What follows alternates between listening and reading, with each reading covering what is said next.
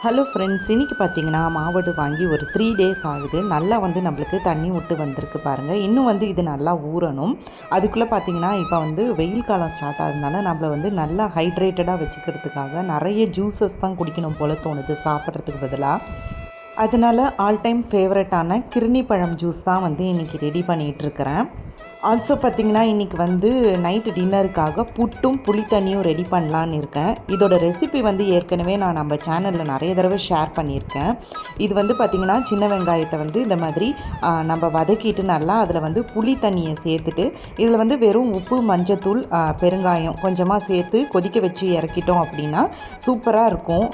புட்டுக்கெலாம் வந்து பார்த்திங்கன்னா ரொம்ப ட்ரையாக இருக்கிறதுனால இந்த மாதிரி லிக்விடாக தொட்டு சாப்பிடும் போது ரொம்ப டேஸ்ட்டாக இருக்கும். கண்டிப்பாக ட்ரை பண்ணி பாருங்கள்.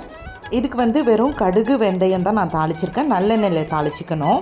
அடுத்தது பார்த்திங்கன்னா புட்டு மாவு. இதுவுமே ரொம்ப ஈஸி. இப்போலாம் நிறைய பிராண்டில் வந்து உங்களுக்கு கடையில் விற்கிது. இன்ஸ்டண்ட்டாக ரெடி பண்ணுற மாதிரி நீங்கள் வந்து ஹாட் வாட்டர் கூட யூஸ் பண்ண வேண்டாம். நார்மல் வாட்டர் ஒரு டம்ளர் நீங்கள் எடுத்திங்கன்னா ஒரு டம்ளர் தண்ணி சேர்த்து உப்பு சேர்த்து மிக்ஸ் பண்ணி ஒரு 20 மினிட்ஸ் நீங்கள் அப்படியே ஊற விட்டிங்கன்னா நல்லா உங்களுக்கு வந்து அப்படியே பார்த்திங்கன்னா டபுள் த டைம் வந்து உங்களுக்கு அப்படியே அழகாக வந்திருக்கு பாருங்கள். இதை வந்து நம்ம புட்டு ரெடி பண்ணி எடுத்துடலாம். இது வந்து ஒரு 5 மினிட்ஸ் நம்ம வந்து ஸ்டீம் பண்ணி எடுத்துட்டோம் அப்படின்னா சூப்பராக நம்மளுக்கு வந்து ரெடி ஆகிடுச்சு பாருங்கள்.